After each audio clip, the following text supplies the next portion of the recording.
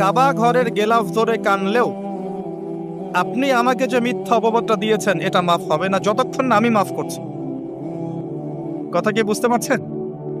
মনে করেন আপনি আমাকে মিথ্যা একটা অপবাদ দিয়েছেন এবং ধুয়ে রেখে দিয়েছেন একদম মিথ্যা অপবাদ দিয়ে। যতক্ষণ আমি আপনাকে মাফ না করছি, কাবা ঘরে গিয়ে গেলাফ ধরে কান্নাকাটি করলেও এই পাপ মাফ হবে না ইনশাআল্লাহ। এই অবস্থায় মৌত হলে কি হবে? পরকালে দেখবেন আমি দাঁড়িয়ে আছি আপনার জন্য। আপনার হিসাব হচ্ছে, হিসাব শেষ। আপনি সালাত, সওম, হজ জাকাতে নেকি নিয়ে উঠেছেন, কিন্তু দেখছেন আমি দাঁড়িয়ে আছি, আমার মতো আরো 10 জন দাঁড়িয়ে আছে। ওই 10 জনকে আপনি গালি দিয়েছিলেন, অপবাদ দিয়েছিলেন, তাদের গীবত করেছিলেন, তাদের সম্পদ বা সম্মানের হানি করেছিলেন। এখন কিয়ামতের মাঠে আপনার নেকি দিয়ে এই ঋণ শোধ করতে হবে, অন্য কোনো অপশন নাই। আর যদি নেকি শেষ হয়ে যায় তখন কি হবে? তখন আমার আমলনামা থেকে কিছু গুনাহ আপনাকে নিতে হবে। আল্লাহ পাক ন্যায় বিচারক। আল্লাহ পাক শুধু গফুর রহিম নন, আল্লাহ পাক শুধু পরম করুণাময় অসীম দয়ালুই নন, বরং তিনি হচ্ছেন ন্যায় বিচারক। ন্যায় বিচারক। একজন ধর্ষক যদি বলে যে আল্লাহ পাক তো গফুর রহিম, আল্লাহ আমাকে মাফ করে দিতে পারেন, তাহলে যাকে ধর্ষণ করলো সে তার উপর জুলুম হবে না? আল্লাহ পাক যদি ধর্ষককে মাফ করে দেন, তাহলে যাকে ধর্ষণ করা হয়েছে ওর প্রতি জুলুম হবে না? কথা বুঝতে পারছেন না? মনে করেন আপনি নাউজুবিল্লাহ কারো সম্পদ আত্মসাৎ করেছেন, এখন আল্লাহ যদি আপনাকে মাফ করে দেন, তাহলে এই যে যার সম্পদ আপনি আত্মসাৎ করেছেন এর উপরে জুলুম করা হচ্ছে না? আল্লাহ পাককে জুলুম করবেন? এক জাররা পরিমাণ করবেন। কিয়ামতের মাঠে নেকি দিয়ে তার এই ঋণ শোধ করতে হবে, অথবা তার গুনাহ আপনার কাঁধে নিয়ে জাহান্নামের পথে যেতেও হতে পারে। আল্লাহ পাক হেফাজত। কাউকে অপবাদ দিয়েছে, কারো সম্মানহানি করেছি, কাউকে মিথ্যা অপবাদ দিয়েছি, কারো প্রতি হিংসা করেছি, বিদ্বেষ রেখেছি, কারো সম্পদ আত্মসাৎ করেছি, কারো জিনিস চুরি করেছি, ছিনতাই করেছি বা ডাকাতি করেছি, বা কারো সম্পদ আত্মসাৎ করে নিজের পেটে ভরেছি, প্রতিবেশীর জমি মেরে দিয়েছি, ওই 2 প্রতিবেশী চাষের জমি জোর করে জবরদখল করেছি। এক কথায় মানুষের সম্মান, জান মালের সাথে জড়িত যে পাপ, এই পাপ আল্লাহর কাছে মাফ হবে না। তাকওয়া কি জিনিস? আল্লাহ ভীতি। নবী সাল্লাল্লাহু আলাইহি ওয়াসাল্লাম বলছেন, আত-তাকওয়া হাহুনা। তাকওয়া হচ্ছে কলিজার মধ্যে, কলবের মধ্যে। আমার দাড়ি, টুপি, জুব্বা, পাগড়ি থাকতে পারে, কিন্তু আমার কলবে কতটুকু তাকওয়া আছে এটা আল্লাহ ছাড়া কেউ জানে না। তাকওয়া সম্পূর্ণ আল্লাহ জানেন একজন ব্যক্তির মধ্যে কতটুকু তাকওয়া আছে। অনেক সময় বাহ্যিক চোখে মনে হতে পারে এই ভাইটা ইসলামিক পোশাক পরে নাই, দাড়ি আমার চেয়ে একটু ছোট, চলাফেরা কেমন জানি, সুন্নতি পোশাক নাই, ওঠা বসা চলাফেরা কেমন মনে হচ্ছে। কিন্তু কে জানে যে তার মনের মধ্যে এমন তাকওয়া থাকতে পারে যার কারণে সে আমার চেয়ে বেশি সম্মানিত হতে পারে না? আবার অনেক সময় মনে হতে পারে যে আমি এইসব চেয়ারে বসে আছি, বড় বড় ওয়াজ করছি, নসিহত করছি, অনেক বড় বড় কথা বলছি, কোরআন এবং সুন্নাহর, সামাজিক কথা বলছি, পলিটিক্যাল কথা বলছি, কোরআন সুন্নাহ থেকে কথা বলছি, দেখে মনে হচ্ছে আমার পুরো দেহটা তাকওয়ায় ভরপুর। এমন হতেও পারে যে আমার চেয়ে আপনার তাকওয়া বেশি আছে। কে জানে এটা? শুধু আল্লাহ জানেন। এবং এই তাকওয়াই হচ্ছে আল্লাহর কাছে সম্মান পাওয়ার একমাত্র মানদণ্ড। তাই এখানে একটা নসিহত হচ্ছে, আল্লাহর কাছে নিরপরাধ থাকার চেষ্টা করেন, মানুষের কাছে না। আল্লাহর কাছে ফেয়ার থাকেন, আল্লাহর কাছে আপনি নিষ্পাপ থাকার চেষ্টা করেন, মানুষের কাছে না।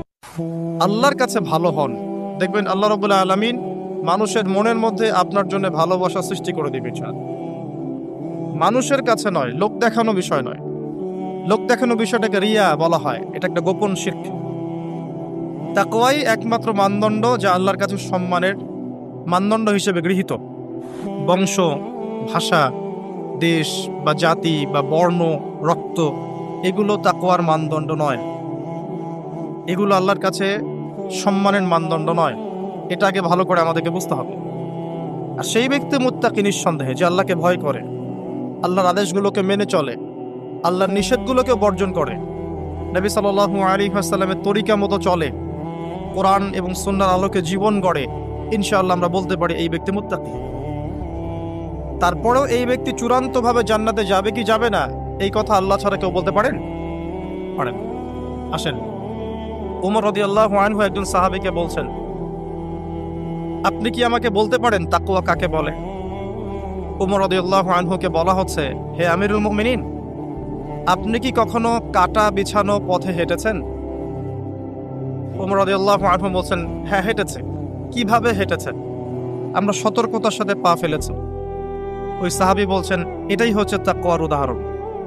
জীবনে চলার পথে আপনার সামনে শিরিকের টোপ থাকতে পারে, বেদায়াতের টোপ থাকতে পারে, হারাম রিজিকের টোপ থাকতে পারে, জেনার টোপ থাকতে পারে, সুদের টোপ থাকতে পারে, অনেক রকম টোপ কাটা আপনার পথে থাকতে পারে।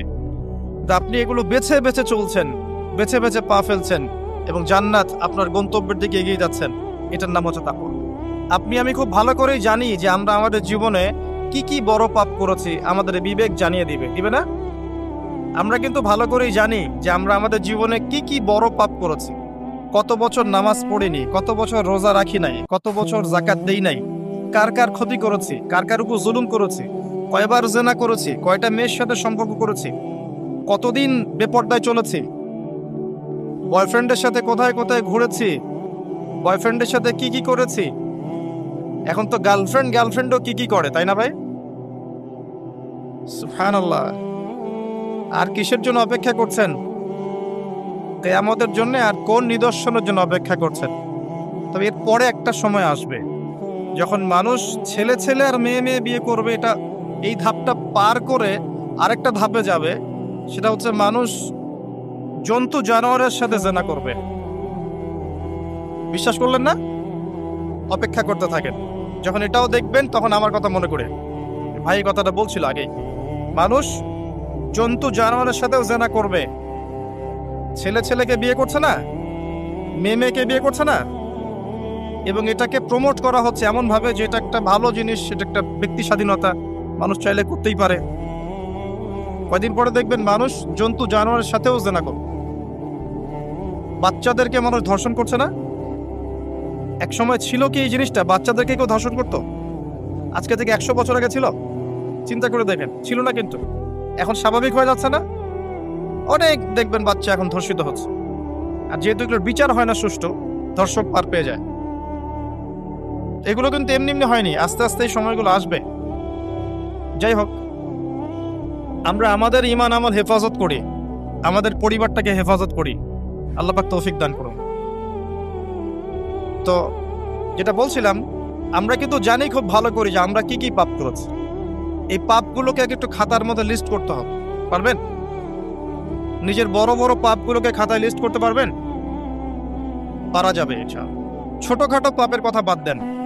ছোটখাটো পাপ আল্লাহ পাক ওযু করলে মাফ করে দেন। ওযু করলে পাপ মাফ হয়ে যায়। নামাজের জন্য হেঁটে যাচ্ছেন, পাপ মাফ হয়ে যায়। আপনি এই যে আপনার পায়ের মধ্যে একটা কাটা ফুটেছে, পাপ মাফ হয়ে গেছে। আপনি জ্বর আসছে, আপনার গুনাহ মাফ হয়ে যাচ্ছে। আপনি মুসাফা করছেন আমার সাথে, আপনার গুনাহ ঝরে যাচ্ছে, আমার গুনাহ ঝরে যাচ্ছে। ছোটখাটো পাপ মাফের অসংখ্য পদ্ধতি আছে, আল্লাহ পাক দিয়ে দিয়েছেন আমাদের। কিন্তু কবিরা গুনাহ, বড় বড় কবিরা গুনাহ খাঁটি তওবা করা ছাড়া মাফ হবে না। আমি কি বুঝাতে পারছি? কবিরা গুনাহ খাঁটি তওবা না করলে মাফ হবে না। এই রমাজানে আমাদের কবিরা গুনার লিস্ট আমাদেরকে করতে হবে, নিজের আমলনামার লিস্ট নিজেকে করতে হবে। এবং রমাজানে রোজা রেখে সওমরত অবস্থায় আল্লাহকে বলতে হবে, আল্লাহ আমি অমুক পাপ করেছিলাম, আমাকে মাফ করে দাও। আল্লাহ আমি অমুক পাপ করেছি, আমাকে মাফ করে দাও। আল্লাহ আমি অমুক পাপ করেছি, আমাকে মাফ করে দাও। পারা যাবে ইনশাআল্লাহ? আল্লাহর জন্য এক মুহূর্তের ব্যাপার। আল্লাহ পাক আপনার সমস্ত পাপকে নেকি দিয়ে পরিবর্তন করে দিবেন ইনশাআল্লাহ, যদি মুখলেস ভাবে আপনি তওবা করতে পারেন। আরেকটা বিষয় থেকে যায়, সেটা হলো মানুষের সাথে জড়িত হক। অনেক সময় দেখা যায় কাউকে গালি দিয়েছি, এই জন্য সবসময় সতর্ক থাকবেন আপনার যারা, যেন মানুষের হক নষ্ট না হয়। মানুষ আপনাকে গালি দেখ, থাপ্পড় মারুক, জমি আত্মসাৎ করে ফেলুক, হক নষ্ট করুক, কি করে করুক, আপনি তারটা করতে চান না। যারা করছে আপনি লাভবান। আপনি কেমন করে লাভবান? আপনি অসংখ্য নেকি পাচ্ছেন, আপনি জানছেনও না।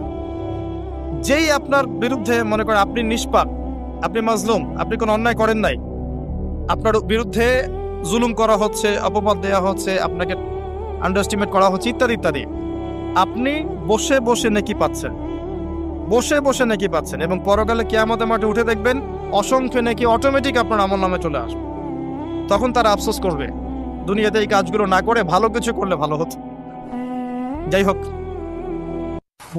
মানুষের সাথে জড়িত পাপ আল্লাহর কাছে মাফ হবে না। এই কারণে এই রমজান মাসে ওই লিস্টের মধ্যে থাকবে আমি কার কার ক্ষতি করেছি, থাকবেই। কিন্তু যতটুকু মনে পড়ে লিখে ফেলবেন, সুযোগ থাকলে সেটা ফেরত দিয়ে দিবেন। যদি সুযোগ না থাকে ক্ষমা চেয়ে নিবেন, যদি সেই সুযোগও না থাকে তার পরিবারের কাছে ক্ষমা চেয়ে নিবেন, যদি সেই সুযোগও না থাকে তার পক্ষ থেকে সদকা করে দিয়ে পারা যাবে ইনশাল্লাহ। সেই সুযোগও নাই, তাহলে হাতটা তুলে তার জন্য দোয়া করবেন, আল্লাহ আমি আমার অমুক ভাইকে মিথ্যা অপবাদ দিয়েছিলাম, আল্লাহ তুমি তাকে মাফ করে দিন। আশা করা যায় আপনার গুনাহ আল্লাহ মাফ করে দিবেন ইনশাআল্লাহ। আসুন, রমজানের প্রথম কাজ এইটা, গুনার লিস্ট করা। একটু ধৈর্য ধরে বসেন। আমি অনেক ক্লান্ত, অনেক লম্বা সফর করে আসছি, এই জন্য আস্তে আস্তে কথা বলছি আর।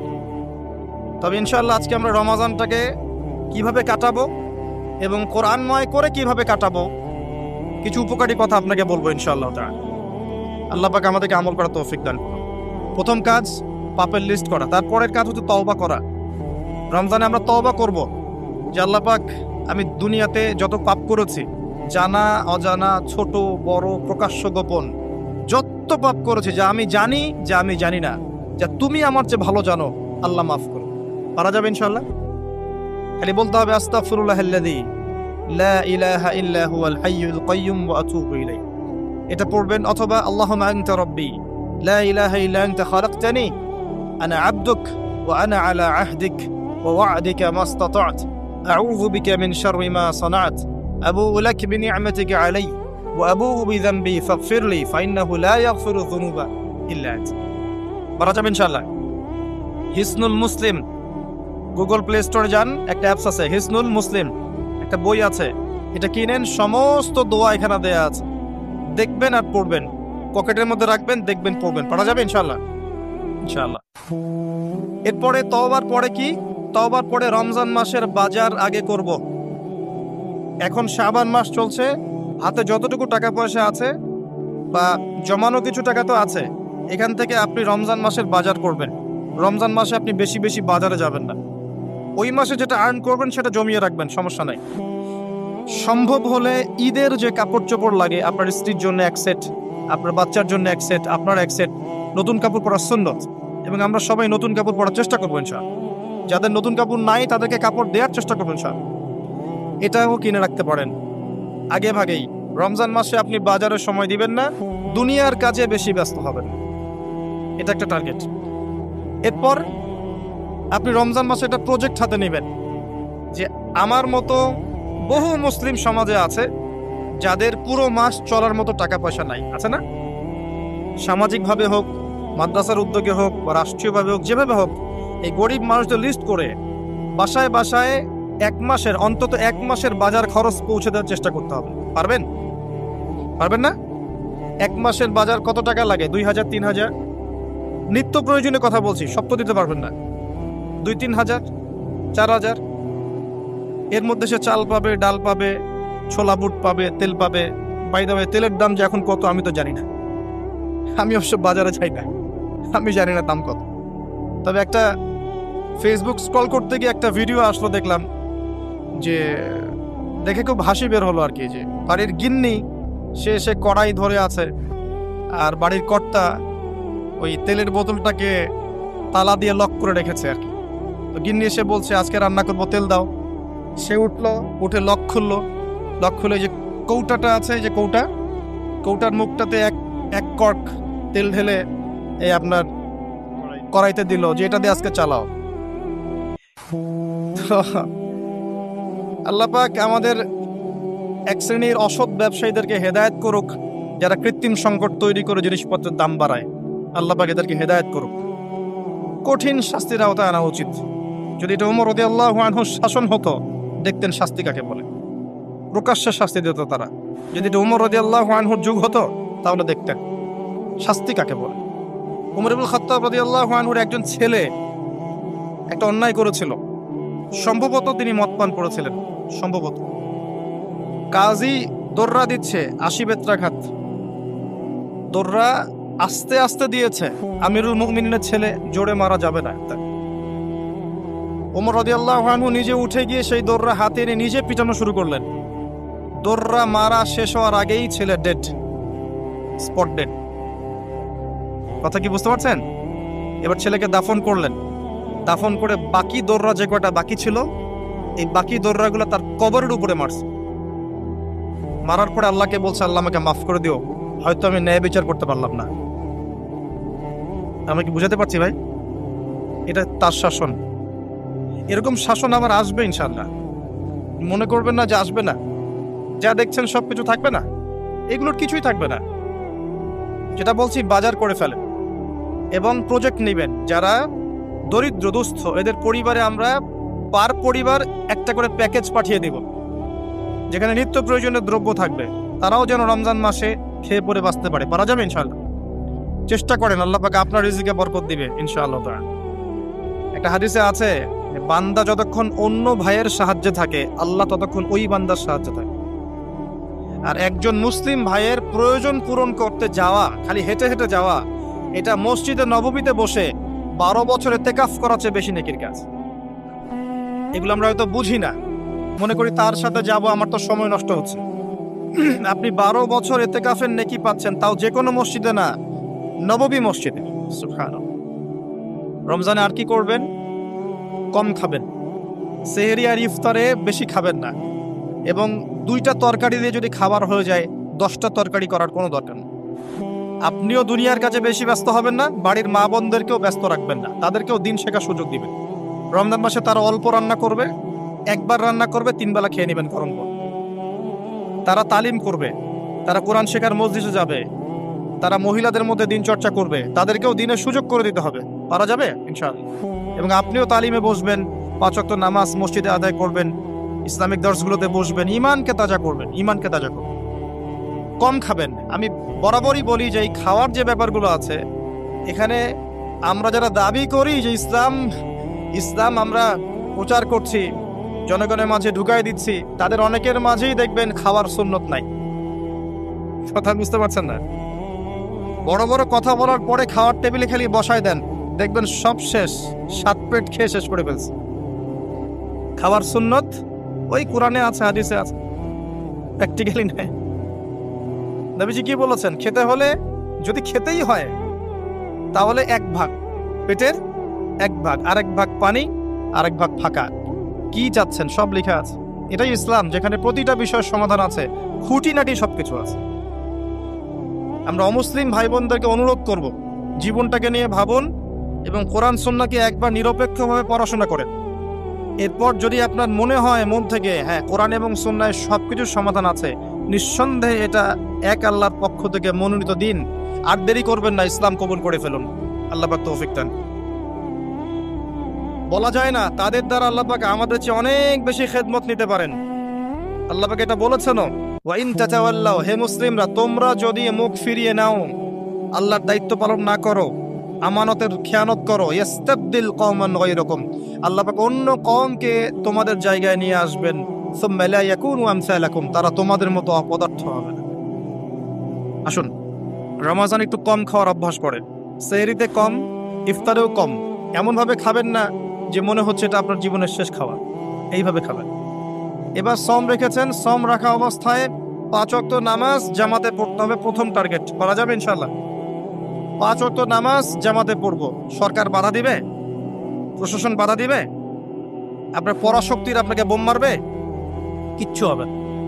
আপনি আপনার দিন পালন করবেন। লাকুম দীনুকুম ওয়ালিয়া দিন, তোমাদের দিন তোমাদের, আমার দিন আমার। আপনি 5 ওয়াক্ত সালাত মসজিদে পড়ার চেষ্টা করবেন ইনশাআল্লাহ তাআলা। আর নামাজ পড়বেন রাসূল সাল্লাল্লাহু আলাইহি ওয়াসাল্লামের তরিকা মোতাবেক, তাড়াহুড়া করে 3G 4G নামাজ, রিল্যাক্সে নামাজ। ঠিক আছে ইনশাআল্লাহ? আসেন, রোজা রেখে আর কি করবেন? বেশি থেকে বেশি আল্লাহর জিকির করবেন। সুবহানাল্লাহ, আলহামদুলিল্লাহ, লা ইলাহা ইল্লাল্লাহ, আল্লাহু আকবার, সুবহানাল্লাহি ওয়া বিহামদিহি, সুবহানাল্লাহিল আযীম, লা ইলাহা ইল্লাল্লাহ ওয়াহদাহু লা শারীকা লাহ, লাহুল মুলকু ওয়া লাহুল হামদু ওয়া হুয়া আলা কুল্লি শাইইন কাদির, লা হাওলা ওয়া লা কুওয়াতা ইল্লা বিল্লাহ ইত্যাদি। যত জিকির আছে বেশি থেকে বেশি করবেন। মানুষের সাথে কথা কম বলবেন, অহেতুক চায়ের দোকানে আড্ডা পিটাবেন না, অহেতুক পাবজি নিয়ে পড়ে থাকবেন না, অহেতুক ফেসবুকে স্ক্রল করে সময় নষ্ট করবেন না, অহেতুক ইউটিউবে পড়ে থাকবেন না। আপনি জিকিরে সময় দিবেন, জায়নামাজে বসে থাকবেন, জিকিরে সময় দিবেন। আল্লাহ পাক তৌফিক দান করুন। এবং বেশি থেকে বেশি দোয়া করবেন আল্লাহর কাছে রমজান মাসে। দোয়া আপনার নিজের জন্যে, আপনার মা বাবার জন্যে, আপনার মৃত আত্মীয় স্বজনের জন্যে, আপনার ফিউচারের জন্যে, আপনার সন্তানদের জন্যে, আপনার দেশের জন্যে, আপনার জনগণের জন্যে, মুসলিম উম্মার জন্য, সবার জন্য কি করবেন? দোয়া করবেন। দোয়ায় কার্পণ্য করবেন না। আপনি যখন অন্য কোনো মুসলিম ভাইয়ের জন্য দোয়া করছেন, তখন আপনার মাথার কাছে একজন ফেরেশতা থাকবেন, যিনি বলবেন যে তোমার জন্যও তাই হোক, তোমার জন্যও তাই হোক। দোয়া করলে লাভ আপনার, ক্ষতি নাই। আর দোয়া করার উপযুক্ত সময়গুলো খুঁজে খুঁজে বের করবেন। যেমন রোজা রাখা অবস্থায় দোয়া করলে দোয়া কবুল হয়। 2 ইকামতের মাঝখানে, মানে আজান এবং একামত এর মাঝখানে দোয়া করলে দোয়া কবুল হয়। নামাজের, ফরজ নামাজের পরে দোয়া করলে দোয়া কবুল হয়। সালাম ফিরানোর আগেও দোয়া করলে দোয়া কবুল হয়, দোয়া মাসুরার পরে। এরপরে সেজদারত অবস্থায় দোয়া করলে দোয়া বেশি কবুল হয়। শেষ রাতে দোয়া করলে দোয়া কবুল হয়। বৃষ্টি পড়ছে, এই সময় দোয়া করলে দোয়া কবুল হয়। একটু দান সাদাকা করেছেন, ভালো কাজ করেছেন, এখন হাত তুলে দোয়া করেন, দোয়া কবুল হয়। ওযু করেছেন, এখন হাত তুলে দোয়া করেন, দোয়া কবুল হয়। অনেক জায়গা আছে দোয়া কবুলের, খুঁজে খুঁজে বের করে দোয়া কবুল। দোয়া চাইতে হবে কেন? নিজের দোয়া নিজে করুন। দোয়া চাওয়া ভালো কাজ, এটা কোনো খারাপ কিছু না, কিন্তু নিজের দোয়া নিজে করতে শেখেন। আপনার যা প্রয়োজন আমি কি বুঝতে পারবো? আপনি যদি বলেন ভাই দোয়া করেন, আমি বলতে পারি বারাকাল্লাহ ফিক, কিন্তু আপনার কি কি দরকার, আপনার মূল চাহিদা কি কি, আপনাকে নিজের ভাষায় আল্লাহর কাছে বলতে হবে। যদি আপনি কোনো মতে আরবিও না জানেন, আরবির কিছুই জানেন না, আমি বলবো আপনি প্রয়োজনে বাংলাতেই আল্লাহর কাছে দোয়া করেন। আল্লাহ পাক সব ভাষা বুঝবেন ইনশাআল্লাহ। আল্লাহ পাক কি সব ভাষা বুঝবেন না? ইনশাআল্লাহ। বেশি বেশি দোয়া করবেন। রমজান মাসে আরেকটা কাজ করবেন, যাকাত। আপনাদের যাকাত যেটা আছে নিসাব পরিমাণ যাকাত লিস্ট করে ফেলবেন, হিসাব করবেন, রমজান মাসে যাকাত দিয়ে দিবেন। যাকাত আটকে রাখবেন না। যদি যাকাত কেউ অস্বীকার করে, সে আর মুসলিম থাকে না, সে কাফের হয়ে যায়। এটা মনে রাখবেন, যাকাত অস্বীকার করার কোনো সুযোগ নেই।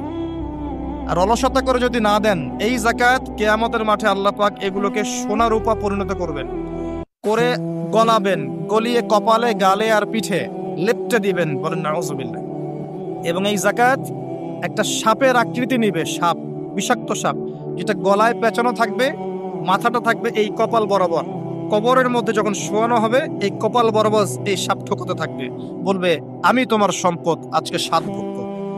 এটাকে আমরা চাচ্ছি না। যাকাত দিয়ে দেন। আর যাকাত ইসলামিক অর্থনীতির ভিত্তি। যাকাত দিলেই গরিবের কাছে আপনার সম্পদ যাবে, তখন সেও খেয়ে পরে বাঁচতে পারবে। এভাবে সাম্য বজায় থাকবে। আল্লাহ আমাদের বোঝার তৌফিক দান। রমজান মাসে একটা কাজ করবেন, সেটা হলো পরিবারকে সময় দিবেন, পরিবারকে টাইম দিবেন। পরিবারের মধ্যে ইসলামিক সংস্কৃতি গড়ে তুলবেন। একসাথে সেহরি করবেন, একসাথে সাহরি করার পরে একসাথে ইফতার করবেন, একসাথে তালিম করবেন, ইসলামিক কোনো মুভিজ একসাথে দেখলেন, ইসলামিক কোনো লেকচার একসাথে শুনলেন। মানে ইসলামকে এনজয় করবেন পরিবারকে নিয়ে, সাথে করে নিয়ে। বাচ্চা কাচ্চারা দেখবে ছোটবেলায় আমরা বাবাদের সাথে এটা করেছিলাম, ওইটা করেছিলাম। ইফতার বানাচ্ছেন বাসায়, বাচ্চাদেরকে ইনভলভ করবেন, বাচ্চাদেরকে রোজা রাখতে উৎসাহিত করবেন, ওদেরকে নবীদের গল্প শোনাবেন, ইসলামিক কালচারে বড় করবেন। দেখবেন পরিবারের মধ্যে শান্তি ও রহমত নেমে আসবে ইনশাআল্লাহ। পারা যাবে ইনশাআল্লাহ। রমজান মাসে আরো একটা কাজ করবেন, সাদাকাতুল ফিতর দিয়ে দিবেন। এটা সম্পর্কে আলেম ওলামারা আপনাদেরকে বলবে খুতবা ইনশাআল্লাহ, আমি আগেই বলে রাখলাম, সাদাকাতুল ফিতর দিয়ে দিবেন। রমজান মাসে একটা ইম্পর্টেন্ট কাজ আছে, সেটা হলো যে আমাদের সমাজে অনেক এতিম থাকে, বিধবা থাকে, নিঃস্ব অসহায় মানুষ থাকে। এই মানুষগুলোর পাশে দাঁড়ানোর চেষ্টা করবেন। বেশি থেকে বেশি দান সাদাকা করবেন। যতটুকু সামর্থ্য আল্লাহ দিয়েছেন, আপনি বেশি থেকে বেশি দান সাদাকা করবেন। এভাবে ইনশাআল্লাহ আপনি রমজানটাকে উপলব্ধি করতে পারবেন, এনজয় করতে পারবেন। আপনার সালাতের মাধ্যমে, আপনার সিয়াম রাখার মাধ্যমে, দোয়া করার মাধ্যমে, জিকির করার মধ্য দিয়ে, পরিবারের সাথে এনজয় করার মধ্য দিয়ে দেখবেন আপনি আত্মশুদ্ধি অর্জন করতে পারছেন। একটা কাজ, রাতের বেলা তারাবি সালাত, রাতের বেলা তারাবি মসজিদে জামাতে পড়ার চেষ্টা করবেন। এবং সবচেয়ে সুললিত কণ্ঠে যিনি তেলাওয়াত করতে পারেন তাকে ইমাম বানাবেন। নামাজটা এনজয় করা যায় যেন। রুকু করলে সেজদা পাই না, এমন নামাজ দরকার নাই। আমার কথা মন খারাপ করছেন? রুকু করলে সেজদা পাই না, এমন নামাজের দরকার নাই। ধীর স্থিরভাবে নামাজ পড়েন, মধ্যম পন্থায় নামাজ পড়েন, সুললিত কণ্ঠে তেলাওয়াত করেন, মক্কার তারাবি দেখেন, মদিনার তারাবি দেখেন, অনেক সুন্দর তারাবি হয়। রাকাত সংখ্যা নিয়ে ঝগড়া করেন না। সামনে একটা ঝগড়া আসবে, 20 রাকাত না 8 রাকাত, তারপরে আবার ঝগড়া আসবে ঈদের তাকবীর কতটা, আর ঝগড়া তো শেষ নাই। আস্তে আস্তে আস্তে আস্তে ইসলামের বিরোধী শক্তি যারা, তারা বিশ্বের নেতৃত্ব দেওয়ার আসনে চলে গেছে, আর আমরা আপোষে এই মারামারি কাটাকাটি ঝগড়া নিয়ে পড়ে আছি। বিশ্বাস করছেন? এই হচ্ছে বাস্তবতা। কে কার গীবত করবে, কে কাকে অপবাদ দিবে, কে কার উন্নতি দেখে টেনে নামাবে, কে কাকে হিংসা করবে, কোন দলকে কাদা ছড়াছড়ি করবে, কোন আলেমকে, কোন বক্তাকে, এগুলো চলছে সমাজে। আর ইখতিলাফি মাসআলাগুলোকে নিয়ে আমরা এতটা সময় নষ্ট করেছি, এই সময়ে ইসরায়েল 70 বছর এগিয়ে গেছে। কথা বুঝতে পারেন না মনে হয়। সামনে দেখেন কি হয়, সামনে সে বিশ্বকে নেতৃত্ব দিবে, দেখে নিয়েন। ও মুসলিমদের নাকের ডগার উপর বসে সারা বিশ্বকে নেতৃত্ব দিবে, মুসলিমরা কিচ্ছু করতে পারবে না যতক্ষণ না ইমাম মাহদী আসছেন, তার আগ পর্যন্ত। ইল্লা মাশাআল্লাহ, ইল্লা মাশাআল্লাহ, যদি আল্লাহ পাক কিছু বান্দাকে খাস করে নেন সেটা আলাদা বিষয়। মানে এখনো এই পৃথিবীতে এমন কিছু বান্দা আছে যারা কশ্চিন কালেও জালেমের সামনে মাথা নত করবে না, যারা হকের উপর থাকবে, যারা ইসলামের বিরোধী শক্তিকে ছাড় দিবে না, এমন বান্দাও পৃথিবীতে আছে। তাদের কথা ভিন্ন। বেশিরভাগ মুসলিমই লাহুম কুলুবুন লা ইয়াফকাহুনা বিহা, এরকম পর্যায়ে পড়ছে। হৃদয় আছে, উপলব্ধি করে না, চোখ আছে দেখে না, কান আছে শোনে না। এগুলোর ইখতিলাফ বাদ দিয়ে আপনি স্থিরভাবে নামাজের রাকাত সংখ্যা না, আপনি কোয়ালিটি বাড়াবেন। নামাজটা কত সুন্দর হচ্ছে, এটা একটা ফ্যাক্ট। এবং তারাবির নামাজটাকে এনজয় করেন। খতম হবে কোরআন, আমরা কোরআনকে এনজয় করবো ইনশাআল্লাহ। এরপরেও শেষ রাত্রে আপনি চেষ্টা করেন নিজে ওঠার জন্য পরিবারের লোকজনকে ওঠানো, আসো 2 রাকাত নামাজ পড়ি, আসো 4 রাকাত নামাজ পড়ি। সেহরি করার 1 ঘন্টা আগে ওঠা যাবে না? সেহরি করার 1 ঘন্টা আগে উঠলেই কিন্তু আমি মিনিমাম 5-6 রাকাত, 8 রাকাত, 10 রাকাত নামাজ পড়তে পারবো। 2 রাকাত তো পারবো কমসে কম। 2 রাকাত পড়ে একটু তাসবিহ তাহলিল করে, একটু কোরআন তেলাওয়াত করে আল্লাহর কাছে হাত তুলে দোয়া করা যাবে না? ওই সময় আল্লাহ পাক প্রথম আসমানে নেমে আসেন, সুবহানাল্লাহ, এসে বলেন, কে আমাকে ডাকবে, আমি তার ডাকে সাড়া দিন। কে আছে আমার কাছে কিছু চাইবে, আমি তোমার চাওয়া পূরণ করব। কে আছো আমার কাছে ক্ষমা চাইবে, আমি তোমাকে ক্ষমা করে দিব। আল্লাহ পাক ফজর পর্যন্ত এটা বলতে থাকে। রমাদানের আর 2টা কাজ। এক হচ্ছে লাইলাতুল কদর তালাশ করবেন। লাইলাতুল কদর তালাশ করতে হলে শেষ দশকটা ইতিকাফ করার চেষ্টা করুন। ইতিকাফ করতে পারলে আপনি লাইলাতুল কদর পেয়ে যাবেন ইনশাআল্লাহ। স্পেসিফিকলি বলা নাই 27 রমজানই লাইলাতুল কদর হবে, স্পেসিফিকলি বলার সুযোগ নাই, মিস হতে পারে। নবীজি বলেছেন শেষ দশকের বেজর রাত 21, 23, 25, 27, 29 যে কোনো একটা রাত লাইলাতুল কদর হবে। এক রাত ইবাদত করবেন, সারা হাজার মাস ইবাদত করার নেকি পেয়ে যাবেন ইনশাআল্লাহ তাআলা। এই রাতে দোয়া করলে দোয়া কবুল হয়ে যায়। আল্লাহ পাক আমাদেরকে লাইলাতুল কদর পাওয়ার তৌফিক দান করুন, ইতিকাফ করার তৌফিক দান করুন। আমিন। আরেকটা কাজ যেখান থেকে আমি আসবো, কোরআনময় রমাদানে, রমজান মাসে সবচেয়ে বড় যে কাজটা, এটা দিয়ে শেষ করছি, শোনেন, এখানে একটু সময় নিব, আমি একটু ধৈর্য ধরেন। রমজান মাসের সবচেয়ে বড় কাজ, এবং রমজান মাস যে কারণে মহামান্বিত বা মহিমান্বিত, শব্দটা হয়তো আমি ভুল বলেছি, তো সেটা হচ্ছে আল কোরআনুল কারীম। রমজান মাস সেই মাস যেই মাসে কোরআন নাজিল করা হয়েছে। কি কারণে রমজান মাসে এত ফজিলতময়? প্রশ্নটা কি একটা যৌক্তিক প্রশ্ন না? শাবান মাসে কেন এত কিছু নয়? রজব মাসে নয় কেন? রমজান মাসেই কেন? উত্তর একটা উত্তর, যে শাহরু রমাদানাল্লাযী উনজিলা ফীহিল কুরআন। রমজান সেই মাস যেই মাসে আমি কোরআন নাজিল করেছি। কি জন্য নাজিল করেছেন আল্লাহ পাক? হুদাল লিন্নাস, এটা মানব জাতির জন্য হেদায়েত, ওয়া বাইয়িনাতিন মিনাল হুদা, এবং এটা সুস্পষ্ট একটা প্রমাণ, ওয়াল ফুরকান, এবং সত্য মিথ্যার মানদণ্ড, ইলা আখিরিল আয়াত। সূরা কদরে আল্লাহ বলছেন ইন্না আনজালনাহু ফি লাইলাতুল কদর, আমি লাইলাতুল কদরে কোরআন নাজিল করেছি। আর কদর কোন মাসে? শাবানে না রজবে না রমজানে? তাহলে রমজান মাসে কোরআন নাজিল হয়েছে, প্রমাণ হলো। রমজান মাসে আল্লাহ পাক কোরআন নাজিল করেছেন কোথায়? এবার আপনাকে দেখাচ্ছি। এই যে আইয়ামে জাহেলিয়াত। কোথায়? আইয়ামে জাহেলিয়াতে, যখন একটা যুগের মধ্যে শিরক আছে, সুদ আছে, ঘরে ঘরে শিরক, ঘরে ঘরে সুদ, ঘরে ঘরে মাদক, ঘরে ঘরে মেয়েদের অবমাননা, এবং গোত্রীয় হানাহানি, কাটাকাটি, মারামারি, জেনা, ব্যভিচার ভর্তি একটা সমাজের মধ্যে। এখানে রমজান মাসে লাইলাতুল কদরে আল্লাহ কোরআন নাজিল করছে। কথা কি বুঝতে পারছেন? এবার এই মাসটাকে আল্লাহ পাক সম্মানিত করে দিলেন। তাহলে রমজান মাসের মূল কাজটা কি? কোরআনকে সময় দেয়া। এই মাসের মূল বিষয়টা কি? আল কোরআন। এখন আসেন, এই জাহেলি যুগে কোরআন নাজিল হলো মাত্র 23 বছর পর। কত বছর? মাত্র 23 বছর কোরআন অনুযায়ী চলার পরে দেখা গেল ওই জাহেলি যুগের মধ্যে কোনো শিরক নাই, ওই জাহেলি যুগের মধ্যে কোনো সুদ নাই, ওই জাহেলি যুগের মধ্যে কোনো নারীর অবমাননা নাই, ওই জাহেলি যুগের মধ্যে কোনো রকমের মাদক নাই, এই জাহেলি যুগের মধ্যে ওই জাহেলি যুগের কোনো গোত্রীয় হানাহানি নাই, সবাই ভাই ভাই হয়ে গেছে। সুবহানাল্লাহ। কত বছর? 23 বছর। কিভাবে চলেছেন? এই আল্লাহর কিতাব আল কোরআনুল কারীম, এর শিক্ষা এবং এর ব্যাখ্যা সুন্নাহ, এটাকে ফলো করে চলা হয়েছে 23 বছর, মাত্র 23 বছর। এখন সেই আল্লাহ কি নাই? সেই নবী নাই? নবী জীবিত না থাকলেও তার সুন্নাহ নেই এবং সেই কিতাব আমাদের মাঝখানে নাই? সবই আছে। সেই আল্লাহ থাকেন, সেই নবীর সুন্নাহ থাকে এবং সেই কিতাব আমাদের মাঝে থাকে, তাহলে আমাদের জাহিলিয়াতগুলো দূর করা সম্ভব না? কি করবেন রমজান মাসে কোরআনকে? আপনি জেনেছেন রমাদান মাস কোরআনের মাস, এই মাসটাকে আপনি কিভাবে মূল্যায়ন করবেন? আমি কয়েকটা ক্লাসিফিকেশন বলছি, লিসেন, এই জায়গাটা একটু ভালো করে শোনেন। 1 নাম্বার, বিভিন্ন শ্রেণীর মানুষ থাকে। এক শ্রেণীর মানুষ আছে আমাদের সমাজে যারা আলিফ বা তাসা মোটেই জানে না। আছে? আছে? এমন অনেক মানুষ আছে, এদের সংখ্যা কিন্তু কম না, প্রচুর মানুষ যারা আলিফ বা তাসা উচ্চারণ করতে পারে, কোরআন বিশুদ্ধ করে একটা আলহামদুলিল্লাহি রাব্বিল আলামিন এটা পড়তে পারে না, বানান করে করে পড়তে পারে না। আছে না? এক কথায় বিশুদ্ধ তেলাওয়াত করতে পারে না, এমন মানুষের সংখ্যা কম না বেশি? প্রচুর। তাদের জন্য এই রমজানের টার্গেট হচ্ছে তাদেরকে এই রমজানের মধ্যেই কোরআন তেলাওয়াত করা শিখতে হবে। এতটুকু পারবেন? পারবেন না? ভয় পাচ্ছেন? রমজান 1 মাস সময় লাগার কথা না, আপনার 20 দিন সময় লাগবে কোরআন তেলাওয়াত শিখতে ইনশাআল্লাহ। বিশ্বাস হচ্ছে না?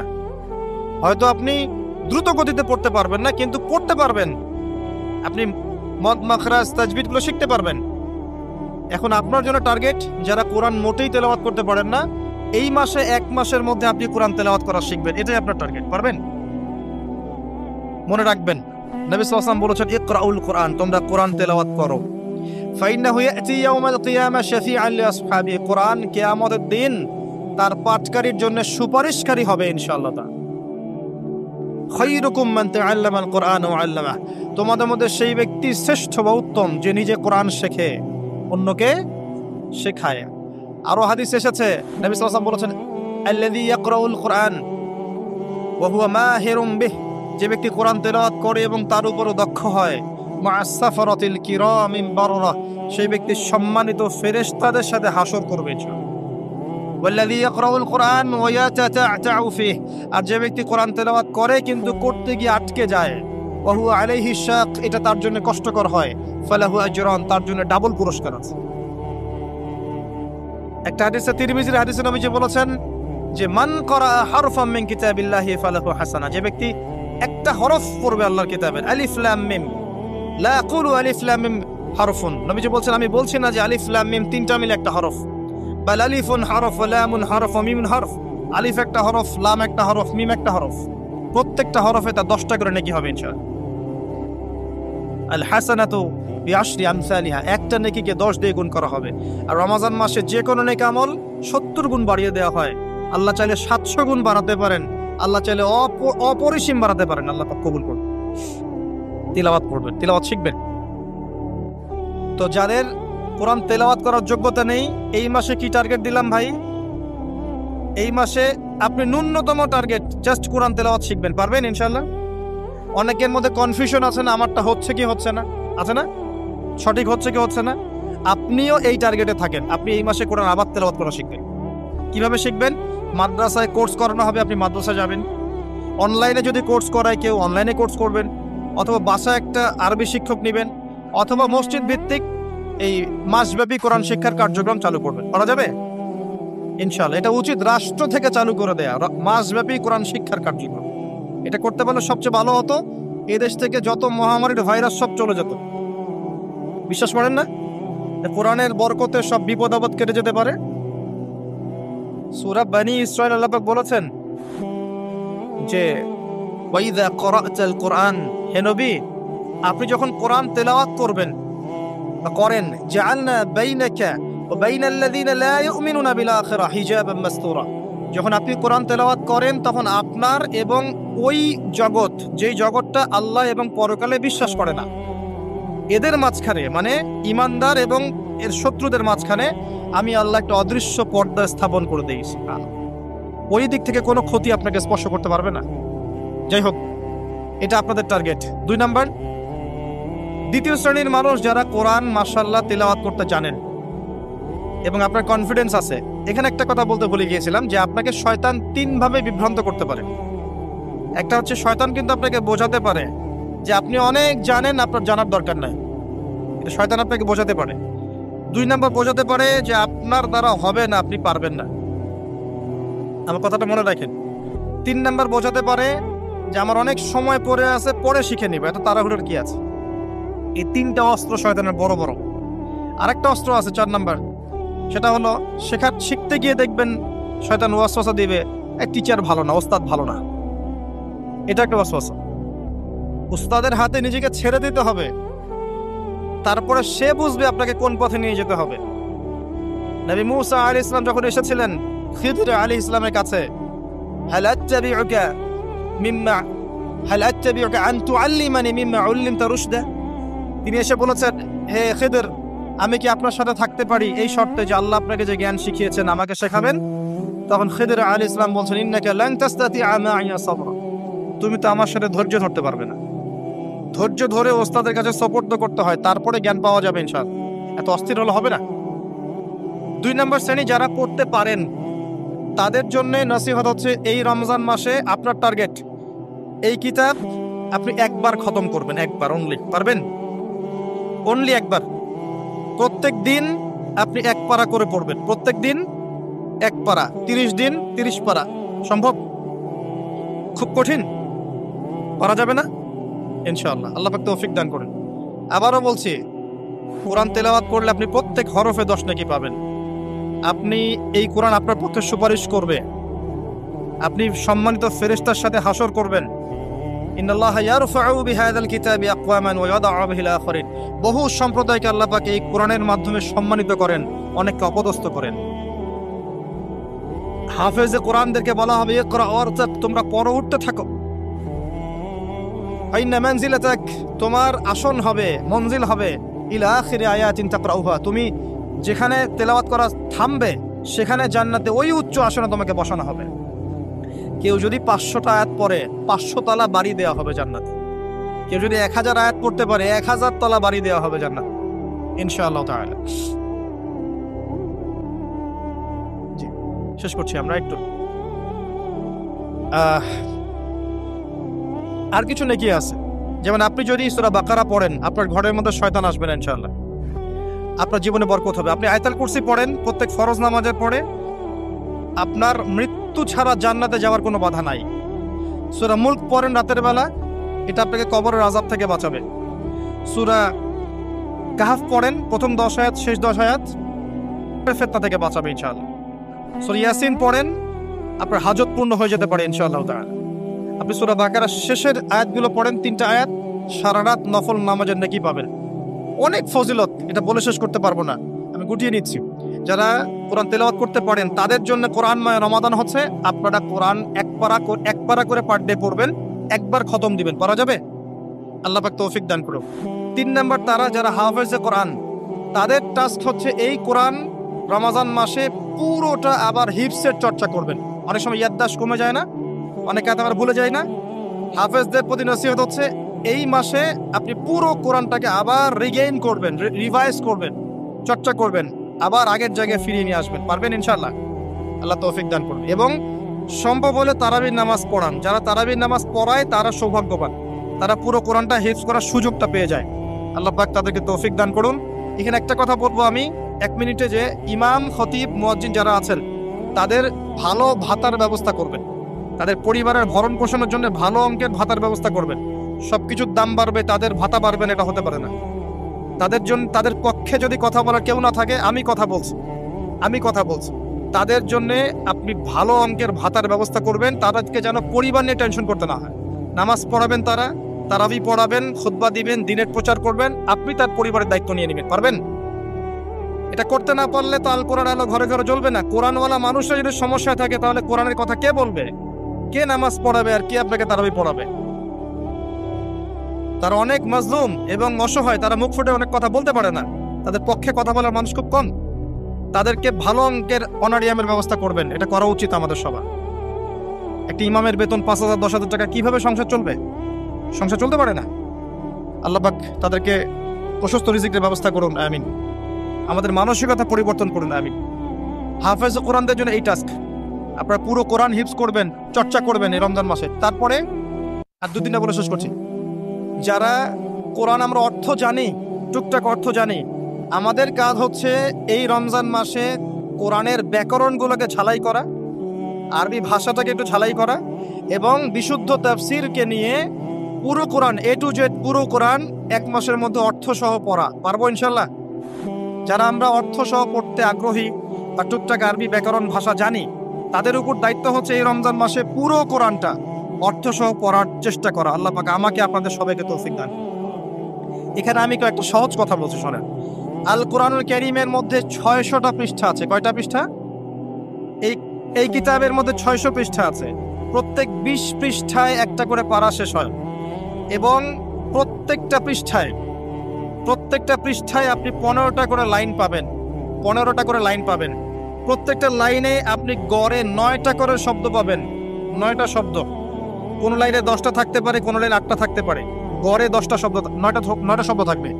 এবং এক পৃষ্ঠায় 135 থেকে 140টা শব্দ থাকে। কথা কি বুঝতে পারছেন? এভাবে হিসাব করলে দেখা যায় যে এই 600 পৃষ্ঠার কিতাবের মধ্যে সব মিলিয়ে শব্দ আছে 77,800টা। কতটা? 77,800টা, অ্যাপ্রক্সিমেটলি 78,000 শব্দ। কিন্তু সুসংবাদ হচ্ছে এই সমস্ত শব্দগুলোই নতুন নতুন শব্দ নয়, বরং এই শব্দগুলো বের হয়েছে মাত্র 4,500 শব্দ থেকে। সুবহানাল্লাহ, চিন্তা করতে পারেন? মাত্র 4,500 শব্দ থেকে এই সমস্ত শব্দগুলো বের হয়েছে। এই শব্দগুলো আবার 3 ভাগে বিভক্ত। একগুলো হচ্ছে নাউন্স বা বিশেষ্য বা ইসম, একগুলো হচ্ছে ফেল বা ক্রিয়া, একগুলো আছে হরফ বা প্রিপোজিশন বা অব্যয়, এই টাইপের।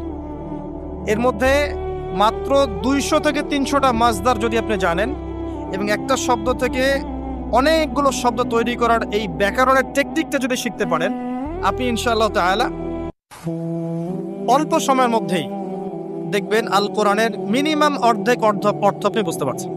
এটা এত সহজ, আলহামদুলিল্লাহ। অনেকে বলবেন যে এটা তো আগে শুনি নাই। নতুন নতুন মেথড আসছে না? FM মেথড, এই মেথড, সেই মেথড আসছে না? আরবি ভাষা নিয়েও চর্চা হয়, মেথড বের হয়। আরবি ভাষা নিয়ে, কোরআন নিয়ে অনেক গবেষণা চলছে, এবং নতুন নতুন অনেক কোর্স এবং বই লঞ্চ হচ্ছে। এগুলো ঘাটাঘাটি করেন, আপনি দেখবেন যে কোরআনটাকে আল্লাহ পাক সহজ করেছেন। আল্লাহ পাক এটাই বলেছেন, ওয়ালাকাদ ইয়াসসারনাল কোরআন লিযিকরি ফাহাল মিন মুদ্দাকির। কোরআনকে আমি বোঝার জন্য সহজ করেছি, কেউ কি আছো উপদেশ গ্রহণকারী? আপনি এই ব্যাকরণগুলো শেখেন। আমি একটা ওয়েবসাইটের নাম বলে দিচ্ছি, www.understandquran.com। দেখেন, এখানে সব ভিডিওসগুলো দেওয়া আছে। সময় নেই, খালি দেখেন।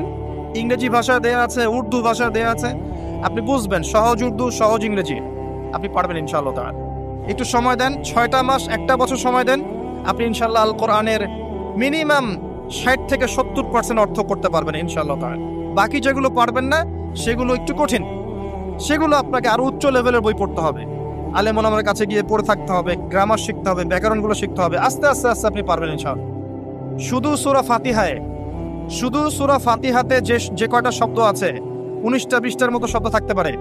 এই শব্দগুলো কোরআনে ঘুরে ঘুরে এসেছে প্রায় 7,800 বার। কতবার? 7,800 বার। এই শব্দগুলো আলহামদুলিল্লাহি মালিক আর রহমান আর রহিম ইয়াকা ওয়া না'বুদু নাস্তাইন, এই শব্দগুলো ঘুরে ঘুরে কোরআনে এসেছে প্রায় 7,800 বার। আপনি সূরা ফাতিহার অর্থ জানেন? অর্থ হচ্ছে আপনি কোরআনের 7,800টা অর্থ জানেন। মজা করে শেখেন, এনজয় করে শেখেন। দেখবেন অনেক কোর্স আছে, এগুলো ঘাটেন, আলেম ওলামার কাছে যান, কম্বাইন্ড করেন, চর্চা করেন, আপনি পারবেন ইনশাআল্লাহ। পারবেন, এটা হতে পারেন, আপনি পারবেন, আপনার দ্বারাই হবে ইনশাআল্লাহ তাআলা। আল্লাহ পাক কবুল করুন। তাই যারা আমরা টুকটাক আরবি ব্যাকরণ শিখতে পারি বা জানি বা চর্চা করি, তাদের উচিত রমজান মাসে এটাকে চর্চা করা এবং শুরু থেকে শেষ পর্যন্ত অর্থটা পড়া। যেটা আপনার কাছে বিশুদ্ধ তাফসির মনে হয়, হোক মারিফুল কোরআন বা ইবনে কাসির বা জালালাইন, যেটা আপনার কাছে ভালো লাগে সেটা নেন বা একাধিক তাফসির নেন। প্রতিদিন এক পারা করে আপনি অর্থ পড়ার চেষ্টা করেন। ইনশাআল্লাহ এক মাসে একবার কোরআনের অর্থ পড়া যাবে ইনশাআল্লাহ তাআলা। আল্লাহ পাক আমাদের সবাইকে আল কোরআনের অর্থ বোঝার তৌফিক দান করুন, আমিন। এরপরে আমরা কোরআনের আদেশ এবং নিষেধগুলোকে রমজান মাসে মানব। সমস্ত কোরআনের আদেশ মানার চেষ্টা করব। নামাজ হোক, রোজা হোক, হজ জাকাত হোক, আপনার সত্য কথা বলা, পিতামাতার খিদমত করা, প্রতিবেশীর হক, সমস্ত সৎ বিষয়গুলো আমরা করার চেষ্টা করব ইনশাআল্লাহ তাআলা। একই সাথে কোরআনে যত নিষেধ করা আছে, যত হারাম নিষেধ করা আছে, শিরিক করো না, বেদাত করো না, হারাম খেও না, চুরি করো না, সুদ খেও না, জেনা করো না ইত্যাদি, এগুলো ছেড়ে দেবো ইনশাআল্লাহ। আল্লাহ পাক তৌফিক দান করুন। এবং সর্বশেষ কথা, এই রমজান মাসকে কোরআনময় করতে হলে কোরআনের দাওয়াত আমাদের সবার ঘরে ঘরে পৌঁছাতে হবে। কোরআনের দাওয়াত কিভাবে ঘরে ঘরে পৌঁছাবেন সেটার ফিকির আপনারা করেন। মসজিদ ভিত্তিক ভাবে, মাদ্রাসা